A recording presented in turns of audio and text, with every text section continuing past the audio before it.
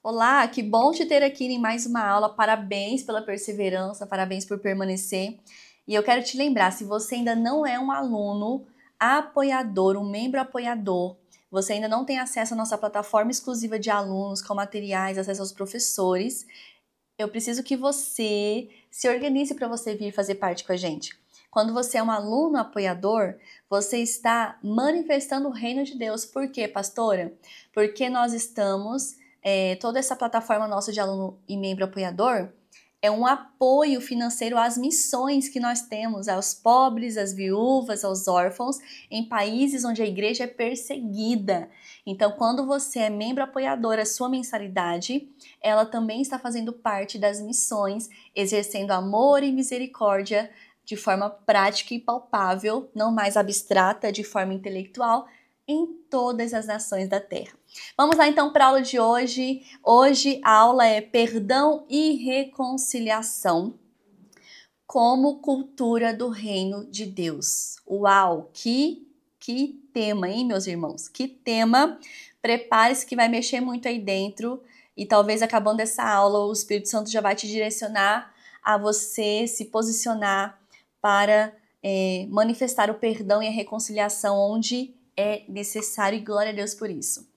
O perdão e a reconciliação, meus irmãos, eles estão no cerne, no centro, intrínsecos na mensagem do reino de Deus. Aliás, né, a reconciliação que Cristo promoveu para nós é baseado no perdão. É o perdão dos nossos pecados, o perdão das iniquidades. Tudo isso é o ápice da cruz. Se a justiça e a santidade, então, como nós já vimos nas aulas anteriores, revelam ali o caráter divino, a misericórdia e o amor expressam essa disposição graciosa, o perdão é a porta pela qual nós entramos no reino de Deus. E a reconciliação é a marca visível dessa comunidade que surgiu a partir do perdão. Porque não é somente eu perdoar os seus pecados, é eu reconciliar você a uma nova forma de viver, a um novo povo, a uma nova cultura. Faz sentido? Nós vemos, por exemplo, ali em Jeremias capítulo 31, versículo 34. Pois perdoarei as suas maldades e nunca mais me lembrarei dos seus pecados. Então, desde o Antigo Testamento, o povo de Deus aguardava o tempo em que as iniquidades seriam definitivamente removidas. Havia uma profecia, havia uma expectativa, eles aguardavam esse tempo chegar, porque havia ali profecias. Olha, perdoarei as suas maldades e nunca mais me lembrarei dos seus pecados, porque até então havia o rito de que o sacerdote precisava fazer expiação dos pecados anualmente. Mas foi profetizado que vai chegar um dia em que nunca mais me lembrarei dos seus pecados. Então, havia essa expectativa ali no Antigo Testamento. No Novo Testamento, essa promessa, então, ela encontra cumprimento em uma pessoa. E o nome dessa pessoa é Cristo Jesus, cujo sangue estabeleceu uma nova aliança. O perdão, então, não é um acessório do Evangelho ou do Reino de Deus, mas ele é o fundamento do Reino de Deus, pois sem o perdão não há reconciliação com Deus e nem a comunhão entre os irmãos. Então, são fundamentos que vão preparando e estabelecendo o reino de Deus. E o principal fundamento é o perdão.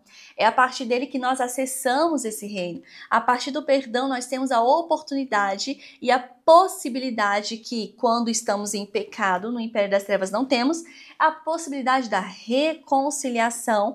E a partir da reconciliação com Deus, nós somos reconciliados em Cristo Jesus e recebemos o ministério da reconciliação. Para quê, pastora?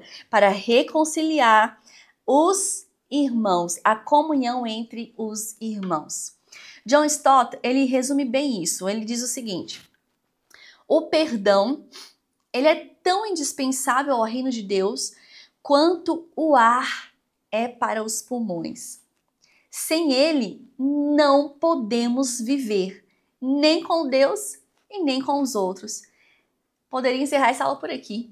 Deu para entender? Não deu para entender? Exatamente, mas vamos continuar aprofundando de forma teológica um pouco mais. Paulo ele escreve ali na sua segunda carta aos Coríntios, capítulo 5, versículo 19, algo muito importante. E aqui eu quero fazer um parêntese breve. Talvez você já pensou aí na sua vida alguma vez que você não tem nenhum chamado, nenhum ministério, você não se encontra em nenhum lugar, você não tem nenhuma habilidade, e etc, e etc, e etc. A Bíblia vai te dar agora uma direção. Essa aula de hoje, Deus escolheu para te dar uma direção que vai de uma vez por todas dividir a sua vida em antes e depois. A partir de hoje, você vai se posicionar naquilo para qual você foi chamado. Você foi reconciliado em Cristo Jesus para um propósito. Vamos descobrir aqui então? Na segunda carta de Paulo aos Coríntios, capítulo 5, versículo 19. Eu quero ler aqui mais alguns versículos antes do 19 e depois também. Então, 2 Coríntios 5, 19. Vamos ver aqui? Olha só. Versículo 19. Deixa eu ler o 18 aqui. Então, ó, versículo 18. Versículo 18 e 19. Tudo isso provém de Deus, que nos reconciliou consigo mesmo por meio de Cristo e nos deu o ministério da reconciliação. Versículo 19. Ou seja, que Deus em Cristo estava reconciliando consigo o mundo, não levando em conta os pecados dos homens, e nos confiou o ministério da reconciliação. Portanto, verso 20, somos embaixadores de Cristo, como se Deus estivesse fazendo o seu apelo por nosso intermédio. Então, por amor a Cristo, nós suplicamos, reconciliem-se com Deus. Deus tornou pecado por nós aquele que não tinha pecado, para que nele nos tornássemos a justiça de Deus. Meu irmão, todo ser humano que é reconciliado com Cristo Jesus, confessa Jesus como seu Senhor e Salvador, crê que ele morreu e ressuscitou dentre os mortos, nasceu de novo no Espírito e tudo mais. Todo cristão que foi reconciliado já recebeu automaticamente o ministério da reconciliação. Pastora, por que não tem o ministério da reconciliação na Igreja Batista? Imagine, porque o ministério da reconciliação é a base que sustenta todos os outros ministérios, departamentos que nós temos aqui na igreja. É por causa desse ministério da reconciliação, ou seja, eu fui reconciliada por Cristo Jesus e agora eu sou porta-voz do Senhor para reconciliar as pessoas a Cristo Jesus também. A forma que eu vou fazer isso, o local, a geografia, tudo isso pode mudar. Mas uma coisa é imutável. Eu tenho o ministério da reconciliação. A minha vida, o meu propósito existencial é reconciliar os outros a Cristo Jesus. Se a minha vida não está orbitando em volta deste propósito, eu estou vivendo uma vida sem propósito. Então você precisa de ajuda, procure seu líder e seu pastor, nos procure para te ajudarmos a se posicionar nisso. Mas assim, é simples. É você se posicionar, Senhor, onde que eu posso começar o Ministério da Reconciliação? A sua casa, a seus amigos, pessoal do seu trabalho, faculdade, escola, na rua, na internet, onde quer que você esteja e aonde quer que você vá. Conhecer as Escrituras, que é o que você está fazendo, saber manusear bem essa palavra, ser cheio dessa palavra, cheio do poder do Espírito, para então pregar essas boas novas, reconciliando as pessoas a Cristo. Sendo primeiro você uma testemunha e também você abrindo a sua boca para pregar, porque como eles vão crer se não há quem pregue? Compreendido? Fechamos o parêntese e voltamos aqui então sobre o perdão e a reconciliação como essa base fundamental do reino de Deus. Então, o perdão e a reconciliação não são apenas experiências pessoais que nós temos, né, das nossas vivências individuais. Não, se trata de uma dinâmica comunitária. Você não é salvo por Cristo Jesus e você é a igreja de Cristo Jesus. Não, você é salvo por Cristo Jesus, eu fui salvo por Cristo Jesus, o João, a Maria, todos nós juntos somos a igreja, o corpo de Cristo Jesus, trazendo outros membros para este corpo. Faz sentido? Glória a Deus por isso. Vamos ver agora o perdão no ensino de Jesus? Nós temos ali no Evangelho de Mateus, capítulo 6, versículo 12, Jesus ele colocou o perdão no centro da sua pregação e não poderia ser diferente. Na oração do Pai Nosso, por exemplo, ele ensina ali em Mateus 6, perdoa as nossas dívidas, assim como nós perdoamos os nossos devedores. Então nós percebemos que o perdão aqui não é apenas um pedido, mas é um compromisso de reciprocidade. Vou repetir. O perdão não é apenas um pedido, não é um sentimento, é onde eu decido ter um compromisso e esse compromisso envolve reciprocidade. Simples. Quem foi perdoado por Deus deve perdoar o seu próximo. Se eu não perdoo o meu próximo, eu estou revelando o que está dentro de mim, que é a falta do perdão de Deus. Eu não acessei esse perdão, por isso eu não perdoo o meu próximo. Se eu não acessei esse perdão, eu não sou salvo por Cristo Jesus, porque o perdão ele é o cerne da salvação. Mas calma que não é para você se desesperar. Você está aqui estudando para aprender, para entender, para reformular e reformar a sua mente e transformar a sua vida. Amém? Glória a Deus por isso. Se você tem dificuldade de perdoar, o primeiro passo seu é orar e falar isso com o Senhor. Abra o seu coração a Deus. Abra e diga: Senhor, eu tenho dificuldade. Tira essa amargura do meu coração. Tira essas raízes de rejeição que me impedem de querer perdoar porque eu fui rejeitado. Entende? Então você vai começar a se abrir para o Senhor e mergulhar nas Escrituras. Quanto mais entendimento da graça, da misericórdia, do perdão de Deus a gente tem, mais nós somos perdoadores. Porque você entende que não é sobre o que fizeram com você, é sobre o que Deus fez por você. E por causa disso, você consegue fazer pelos outros, independente do que os outros fizeram com você. O perdão não é sobre você liberar apenas o outro, mas é sobre você manifestar o caráter de Deus que há em você e atestar que você recebeu esse perdão, porque se você recebeu, você também perdoa. Mas vamos seguir aqui. Nós temos ali no capítulo 18 do Evangelho de Mateus, os versos 23 e 35, a parábola do servo impiedoso. Você precisa estudar essa parábola de forma mais profunda. Ela é um pouquinho extensa, mas você precisa entender de forma assim bem ampla o ponto que Jesus trouxe nessa parábola é que a experiência do perdão divino deve transbordar em perdão humano.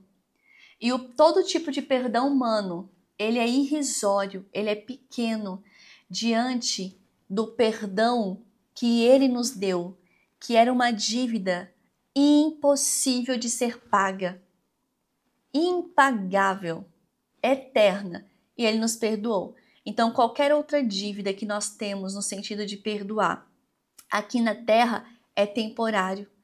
É pequeno se comparado com o perdão que nós recebemos. O cerne dessa parábola é isso. Mas você precisa ter esse entendimento macro, profundo, teológico, quando você estudar de forma mais profunda. Nós vimos ali, por exemplo, no contexto judaico, onde a lei previa uma justiça retributiva e também o ensino rabínico, ele costumava limitar o perdão a 3 ou 7 vezes. Você já deve ter ouvido isso. E então Jesus ele vem com uma contracultura. Ele vem trazendo sempre algo além, algo a mais. Jesus vem trazendo o entendimento de perdoar o quê? 70 vezes 7. Os judeus, ali os ortodoxos, os mestres da lei, com aquele orgulho de falar, olha, nós perdoamos 3, 7 vezes. E vem Jesus falando, vocês devem perdoar 70 vezes 7. Meu Deus. Mateus capítulo 18, depois também dá uma lida. E João Calvino, ele comenta o seguinte: Cristo, ele ensina que o perdão não deve ser contado, mas praticado sem medida, pois assim Deus nos trata. Pois assim Deus nos trata. Não é pegar 70 vezes 7 e ficar contando. Ó, já foi uma, já foi duas, já foi 30 vezes. Ó, falta só mais 40. Não é isso. Nós não somos meninos imaturos. Somos homens e mulheres maduros, adultos. Amém? Então é justamente nós entendermos isso, que não é para se contar, mas para se praticar constante e eternamente. Até quando, pastora? Até Jesus voltar. Porque é o que ele faz comigo e com você todos os dias. Todos os dias o Senhor renova as suas misericórdias de manhã. E é a causa de não sermos consumidos. Todos os dias existe ali um perdão liberado sobre nós. O trono da graça está com acesso livre para todos os dias nos achegarmos a Deus. Isso nos traz esperança, não no sentido de conformidade. Ele vai me perdoar, então eu vou pecar deliberadamente. Não, não é isso. Mas isso te traz uma confiança de que quando e se acontecer, você tem para onde correr. Correr para o braço do seu Pai. Assim como o filho pródigo. Glória a Deus por isso, né, meus irmãos? Ali na primeira carta de João, capítulo 1, versículo 9, está escrito assim: se confessarmos os nossos pecados, Ele é fiel e justo para perdoar os nossos pecados e nos purificar de toda a injustiça. Isso mostra que essa comunidade do reino de Deus não pode ser sustentada por ressentimento, por mágoas, por amarguras, mas por uma prática constante do perdão.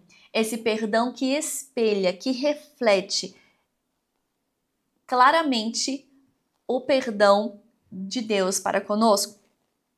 Então, o ponto de partida do perdão é o perdão oferecido por Deus em Cristo Jesus. Começamos daí.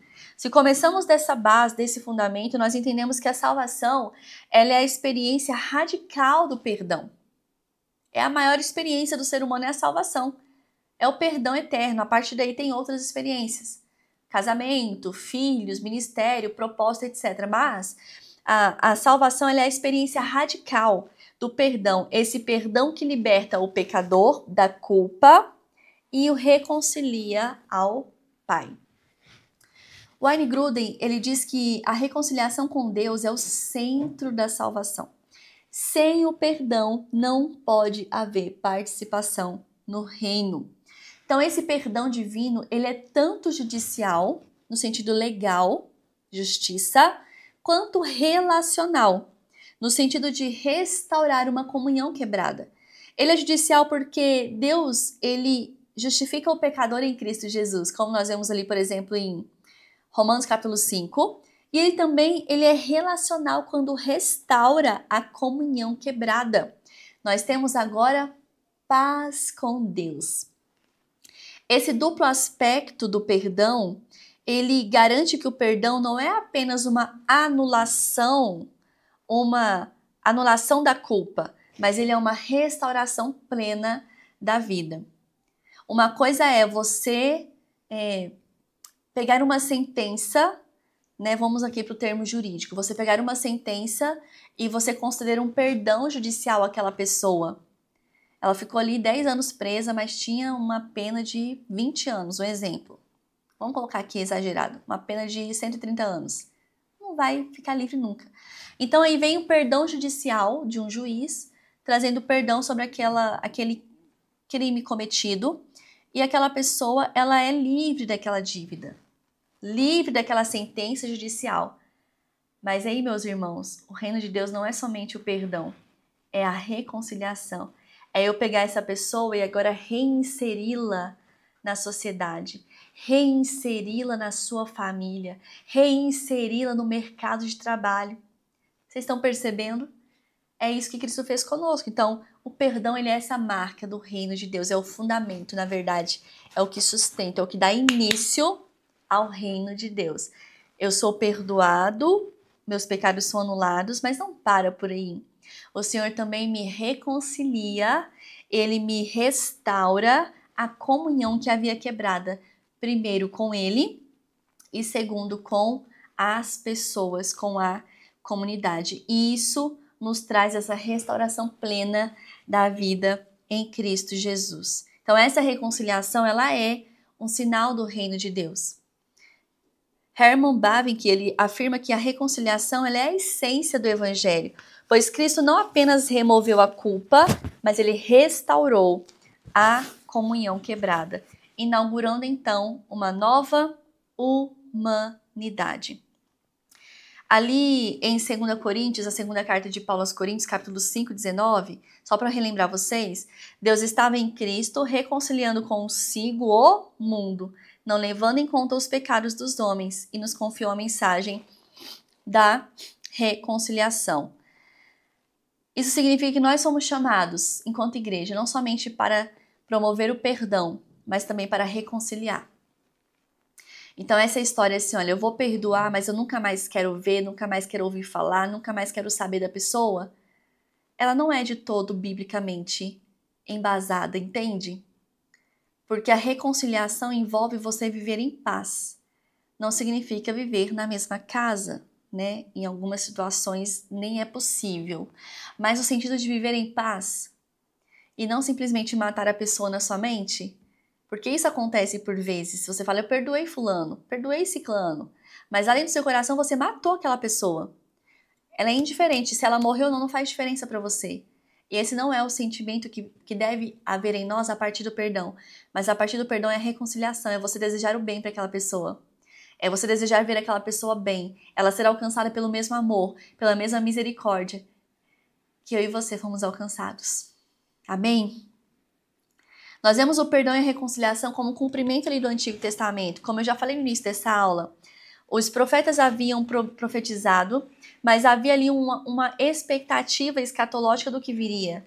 O profeta Jeremias profetizou, ele anunciou a nova aliança, que todo perdão seria perdoado.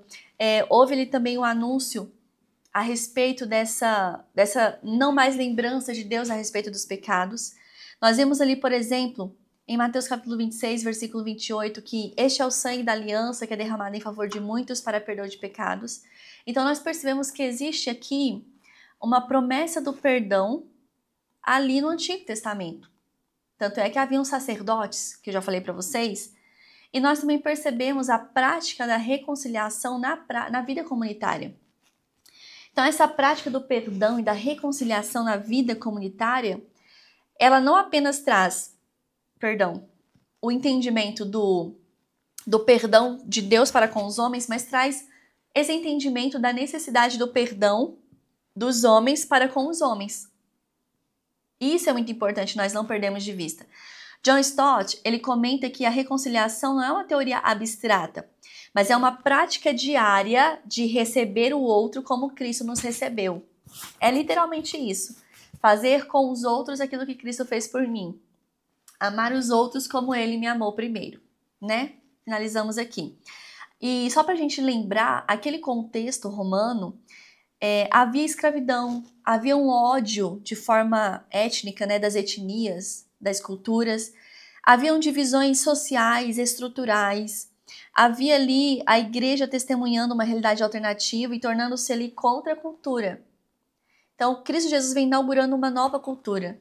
Essa cultura onde não há mais brancos, negros, homens, mulheres, judeus, gentios, todos são iguais na mesa do rei. Todos têm lugar para se assentar à mesa do rei, porque o perdão e a reconciliação foi para todos. O perdão e a reconciliação na consumação do reino, na era vindoura. Isso aqui é muito importante, porque se no presente nós vivemos essa realidade do perdão e da reconciliação de forma parcial, nesse futuro da era vindoura nós vamos experimentar a sua plenitude.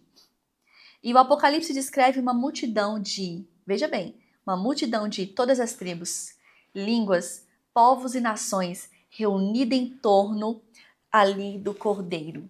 Uau, meu Deus do céu! Só de nós imaginarmos isso, já deve mudar a nossa perspectiva da vivência humana aqui na Terra. Se você olha para um irmão, para uma pessoa e você fala, eu não consigo conviver com essa pessoa, como que você vai estar convivendo com essa pessoa no céu? É certo que na eternidade, nessa nova cidade santa, nós não teremos esses sentimentos humanos, oriundos do pecado, corrompidos pelo pecado e tudo mais. Mas eu preciso me esforçar para viver, pelo menos a sombra daquilo que eu quero viver na eternidade. Entende, meus irmãos? É isso. É simples. É decisão. É simples, mas não é fácil. Mas ainda assim continua sendo simples. O evangelho é simples. É a gente que complica muito as coisas com essa nossa velha natureza humana. Para a gente caminhar aqui para o final dessa aula, então, de forma bem prática, nós recebemos o perdão de Deus em Cristo Jesus, portanto, devemos perdoar. O perdão ele é mútuo e ele é um sinal visível da graça do reino de Deus. A reconciliação deve ser buscada em todas as relações, sejam elas pessoais, sociais ou comunitárias, e cada gesto de perdão hoje é uma antecipação da nova criação. Perdão não é fraqueza, mas é poder de Deus. Quebra ciclos de ódio, abre caminhos para a reconciliação, restitui o que foi quebrado e perdido, mostra ao mundo que Cristo é o verdadeiro Rei. A Igreja de Cristo Jesus só pode ser luz aqui na terra se viver reconciliada consigo mesma e com o próximo. Wright, ele diz que onde o perdão e a reconciliação florescem, ali temos sinais claros e visíveis de que o reino de Deus já chegou. Nós fomos chamados, meus irmãos, para sermos reconciliadores do mundo a Cristo. Por quê, pastora? Porque nós fomos reconciliados a Ele.